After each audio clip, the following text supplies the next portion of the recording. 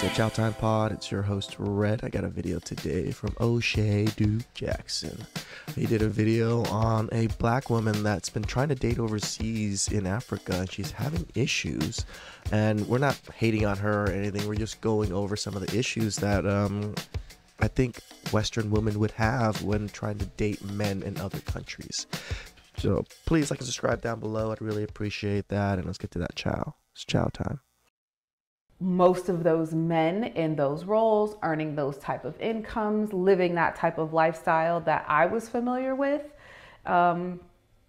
were taken. Competition is rough out there, women. Like, the good men that most women are looking for are men that can provide and support, right? And if you're looking for a man like that in these types of countries, it's very hard to find. Unless you're a woman that is willing to take care of your man and willing to support your man, then being a passport sister might be a little tough. Guys, meet Ashley in Africa. She's an African-American YouTuber who currently resides in South Africa, but for some time she lived in Tanzania. And I know Ashley in Africa because she's been on our Kinganda YouTube channel. She gave us an interview. And one of the brothers sent me, Brother Marcus, a snippet of a video that she posted called Why I Left Tanzania. Now, Ashley in Africa is a very attractive young lady. She does have 2 children, and she was, it appears, thriving in Tanzania. But she had some issues. See, this is a quality woman too. She's well educated, does well, and she's actually very feminine too. So, and it's even hard for her to find a well-established man in Africa because she's used to a certain lifestyle. She's used to, you know, a man taking care of things for her, and there's even less of those men out there. In the lifestyle of like dating and relationships. Now, as you know, Tanzania is in East Africa, right next to Uganda on one portion of the country, but despite being an English-speaking country, it is more Swahili-based. And I've been in Tanzania before, so it is much different than living like in Uganda or Kenya. So I want to play this clip as to why she left Tanzania, at least partly, and then we'll come back. The women and the men that are seeing comparable incomes, if at all comparable, tend to work in very structured and specific industries, which is pretty much the government. Okay. And if you got a government job, You good. in Tanzania, you're balling, you're doing very well, and you were probably married right before you got your first check. So again, It's funny, normal government workers here wouldn't be considered ballin'. Like just the normal workers at least. So most of those men in those roles, earning those type of incomes, living that type of lifestyle that I was familiar with, there you go. were taken. And so that wasn't my thing. And if they weren't taken, they were probably, again, not trying to disappoint. You see, guys, a lot of ladies want to do the passport sis thing, and I'm not saying that she's doing that. Obviously, Yeah, we're not saying that she is a passport sister. We're just using her as an example as a black woman in Africa trying to find a mate. she's doing very well. You know, sometimes she's live, I'll go and super chat her. You guys know I'm also very busy in the Pan-African community. So people like Ashley in Africa, channels like that, Brother Omar Wale Africa, those are the channels that I love even more than some of my my content over here, because I can express myself differently over in that community than I can here. But one of the things that she's not bringing out is that even if those guys are already married, there is a lot of competition with women in Africa. If you look at how many millionaires are in Chicago, right? Just for an example, type it in, how many millionaires in Chicago? You're probably gonna get something like over 200,000 millionaires. Yeah. Sometimes you might have 160,000 millionaires, something like that. But how many millionaires in Tanzania let's check it out. Well, there are maybe 2,400 individuals 2,400 on paper 2,400 that kind of money. So that is, I don't know, 7,000% less than what you see in the city of Chicago. So now as a single woman, even if you're Tanzanian or you're there, okay? Think about this. You're in that city, and a guy and most guys who are affluent or rich are men. They have so many opportunities. And this is one thing I've noticed in the continent of Africa. A lot of single women, when they come over to Africa and look for a man, and I'm trying to say this without being disrespectful to anybody, right? But I see them usually in relationships with guys they're making more money than. So if they have a child or not, this is the guy that they're taking care of. Guy might be young. To them, he might be good looking. He might even be good in bed. But the lady is supporting the guy. Mm-hmm. And what that tells me is she probably doesn't have a whole lot of respect for a guy. Nope. And the guys that have money understand it. Yep. You know, again, you're somebody that's coming from a different culture. You have different standards. Women really don't understand that whole lack of respect for men thing when they make more money. And this is why men don't just rather not deal with the women. They just think that we're insecure. And it's just like, there might be a slight bit of insecureness to it, but it's really just so much hassle for not worth the squeeze. You know, like, why would we want to deal with this? Standards.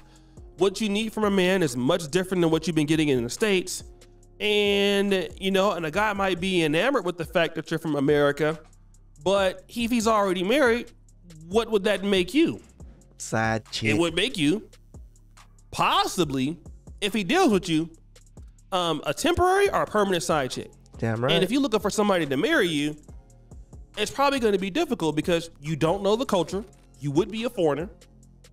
And for what your needs and desires, what it may be in a Western mindset, because, you know, look, we're going to be real. I'm an American living in Uganda, but I don't live like somebody that's, I would say, that grew up here.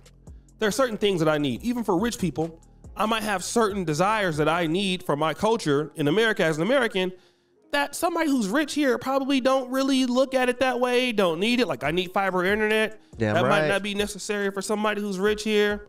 There's certain things I need, certain levels of computers I need. There's certain level of things I need to do that's not important for them, but it's important for me in my lifestyle. I drink espresso like hella times a day. That might not be something that's important. I have an American chef, right? I need to have my American style food every day. That's not important for a lot of folks. But you're dealing with a man who, he comes from this particular environment. He's used to doing certain things a certain way. He's used to a woman acting a certain way. Mm-hmm. And you're going to find out that, you know, the women are getting younger and younger and younger.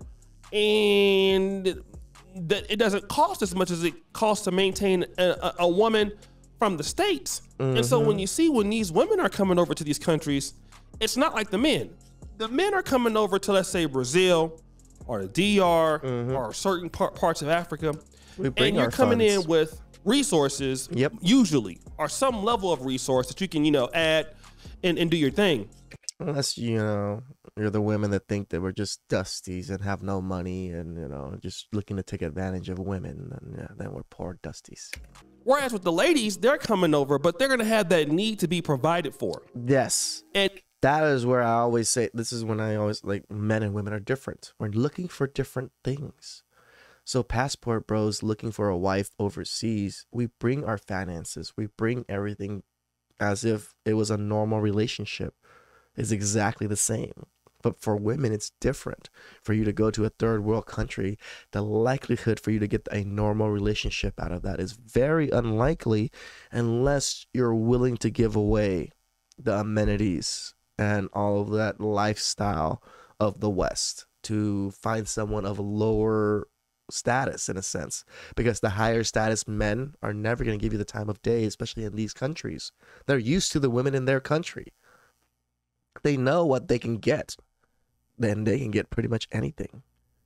And the best thing for a woman like her, you need to have an American man or a man that's from the States, even if he's a, you know, African brother, something like that, to be able to understand the culture. And you know, when you come there, you got somebody like that, because it is difficult. Like, imagine if you're in a small population like Gambia, it's almost Muslim, you're a Christian woman, and you want to date a rich guy. Let me tell you this, man. Like, I've seen some guys here on the continent. These guys are like gods, man. Rich guys are like gods in Africa, man. I'm telling Rich. All right. Story time. My uncle is a 5-star general in Cambodia. He's not rich, but he's a 5-star general. He has the 5 stars on his, shoulder pads or whatever they're called. I'm not so military inclined, so I'm not sure what they're called. But he has special tags on his car that he literally just gets to run lights whenever he wants. And there was one time, I guess the officer or whatever didn't see his tag and pulled him over. My uncle was livid. Fucking bitched the shit out of him. Fucking called his superior down and fucking bitched the shit out of his superior. Like, my uncle is not that like rich, but he has status. And he's well off, but he has, because of his status, he literally gets to do whatever the fuck he wants. Like, whenever we go, and I have another uncle that lives in another city. Everybody, everywhere I went in that city with him, that saw him, came up to him and went, Jamriep Sul. Almost everyone. I've never seen the level of respect a man has received ever anywhere else like that. For him, they called him like the millionaire or something. We call him Oknya, which means like the millionaire or like the wealthy person. That's his nickname in the city. So he's quite wealthy. And everybody in the city pays their respects to him as soon as they see him. That's how powerful these men are in these countries. They can literally rule a city, or a city that gives them, that will literally bow down in respects to them. That's how much money and influence these people have. telling you, seriously, they have a lot of influence. They have a lot of power. I mean, they can just, the things you think that you can do in America, man, when you're rich in Africa, it's a different ball game, man. These guys out here are really getting after it. You know what I'm saying? They got, you know, all sorts of wealth when they're on top. They can do things that you can never do. I mean, you can get insane kinds of money. But that's what you can do when you're in the game like that. Mm-hmm. And so, you know, you have options of all kind of ladies. And these ladies also, and she's very beautiful, actually in Africa. I'm just using her as an example. She's gorgeous. But ladies, I think she's gorgeous. In Tanzania or in Uganda or in Kenya, I mean, in South Africa, these are extremely beautiful. Extreme. I'm not sure. I've never been, but I'll trust O'Shea because he lives there. Fine. A lot of diversity. Rwanda, oh my God, I was in Rwanda in November. Man, I'm talking about super bad, bro. And I'm talking about like, and a guy knows that. A guy who's made it, he knows that. Like, why do I need to marry you or deal with you when, you know what I'm saying? Right here, I'm the man. Like, you know, add it up. And that's something that a lot of brothers don't really talk about publicly, but I've seen it. Guys know they're the truth when they're here. Same thing in the Dominican Republic, Brazil. You got it made there, man. You're like a god. I'm not talking about a foreigner. I'm talking about a local guy who's rich made it. And then he can't get done. So guys, what do you think? It's your boy, O'Shea Duke Jackson, back at it again with another episode of The Celebrity Junk. Future for all. I think that was some awesome, Chow. Let's women think a little bit more, hopefully, if they are looking to be passport sisters. I have someone in the comments that always talks about this. And I'm not hating on any women or anything. I'm just, the difficulties for women is different for the difficulties of men. Us? Yeah, men can get taken advantage, can get killed, can get kidnapped. That is definitely a possibility for men. That's a possibility for women too. So, but women are also looking for different things, and they're not willing to bring certain things to relationships that men are. And women of foreign countries are still looking for very traditional type relationships, as women are in the West are still looking for very traditional type relationships.